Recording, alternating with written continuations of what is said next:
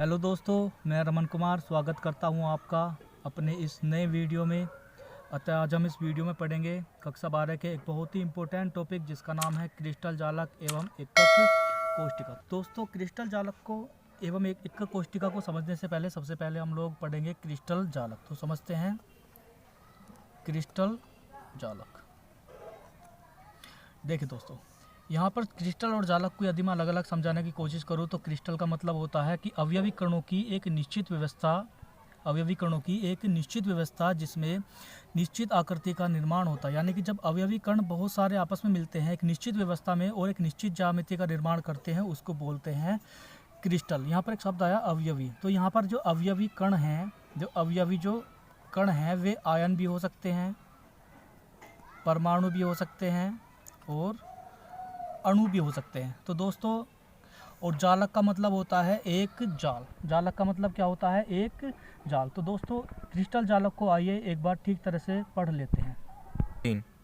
दोस्तों, क्रिस्टल जालक की परिभाषा क्या बनती है? क्रिस्टल जालक की परिभाषा बनती है क्रिस्टल ठोसों के अवयवी कणों की, जो उसके अवयवी कण होते हैं, अवयवी कणों की एक त्रिविम अर्थात तीनों अक्षों में, यानी कि उसके एक्स अक्ष पर, उसके वाई अक्ष पर और उसके जेड अक्ष पर एक नियमित ज्यामिति को क्रिस्टल जालक कहते हैं। उसकी नियमित ज्यामिति को क्रिस्टल जालक कहते हैं।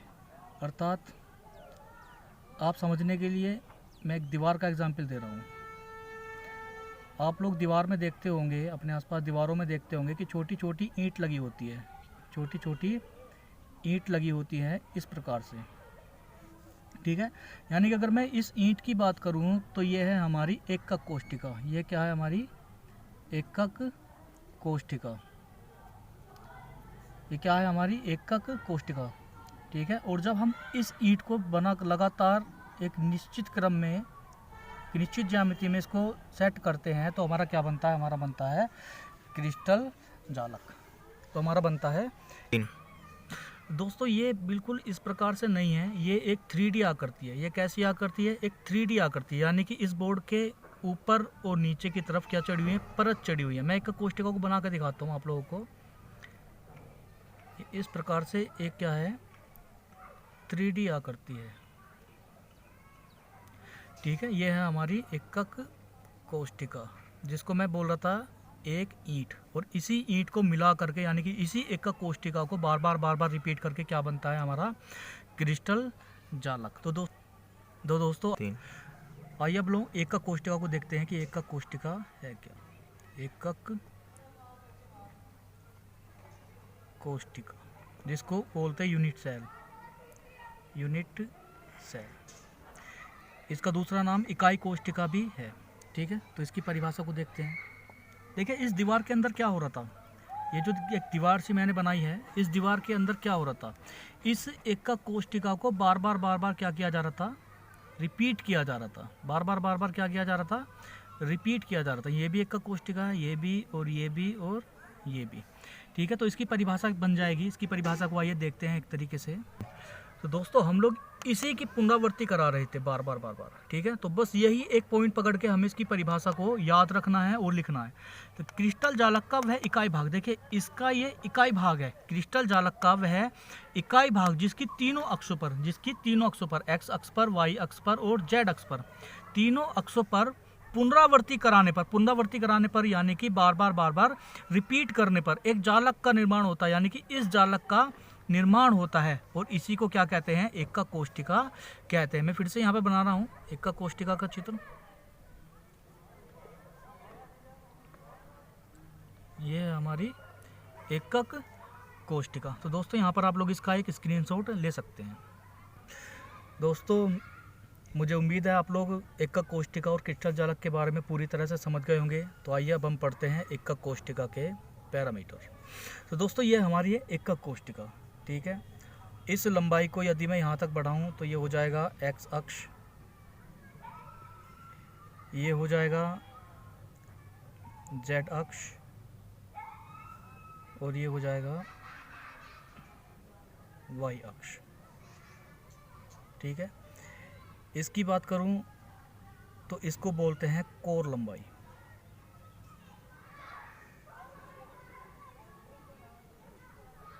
ठीक है। तो यहाँ पर ये वाली लंबाई हो जाएगी ए, ये वाली हो जाएगी बी और ये वाली हो जाएगी सी, ठीक है। तो यदि मैं अक्षीय लंबाइयों की बात करूं, अक्षीय लंबाई, तो अक्षीय लंबाई हो जाएगी, ए की बात करूं तो ये हो जाएगी एक्स अक्ष में लंबाई,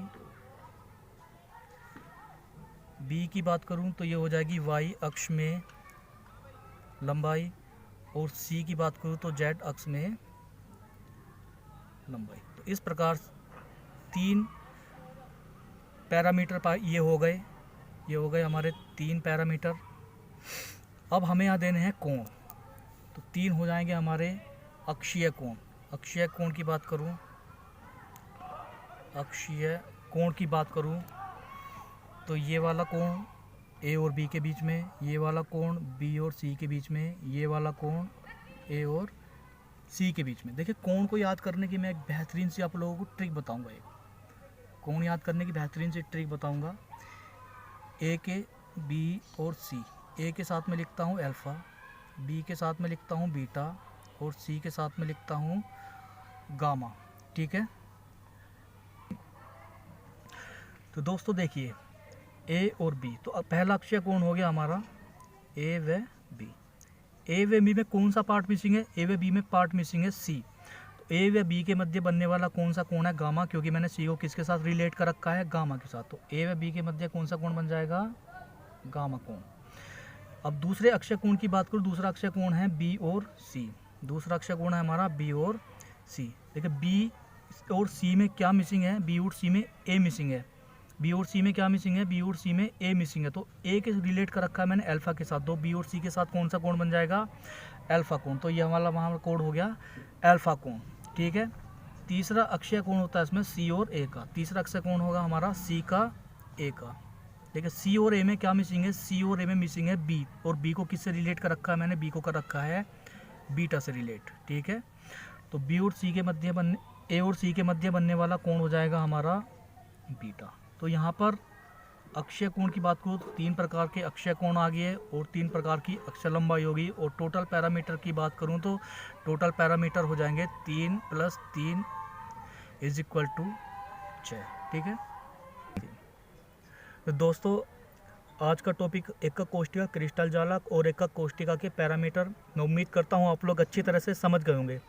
दोस्तों आप लोग एकक कोष्ठिका के पैरामीटर का एक स्क्रीनशॉट ले लीजिए, ठीक है। और प्लीज़ दोस्तों मेरी वीडियो को लाइक करें, चैनल को सब्सक्राइब करें और नीचे वीडियो कैसी लगी कमेंट करें। दोस्तों वीडियो को लाइक और शेयर ज़रूर कीजिएगा, चैनल को सब्सक्राइब ज़रूर कीजिएगा। इससे हमारा हौसला बढ़ता है, ठीक है। दोस्तों मेरी पिछली वीडियो को देखने के लिए आप डिस्क्रिप्शन में मैंने लिंक दे रखा है, आप लोग डिस्क्रिप्शन से जा कर के पिछली वीडियो को देख सकते हैं, ठीक है। और इसके PDF प्राप्त करने के लिए मेरा टेलीग्राम चैनल ज्वाइन कर सकते हैं, जहां पर मेरी इस वीडियो की PDF आपको मिल जाएगी। दोस्तों चैनल को सब्सक्राइब करना मत भूलिएगा। नमस्कार।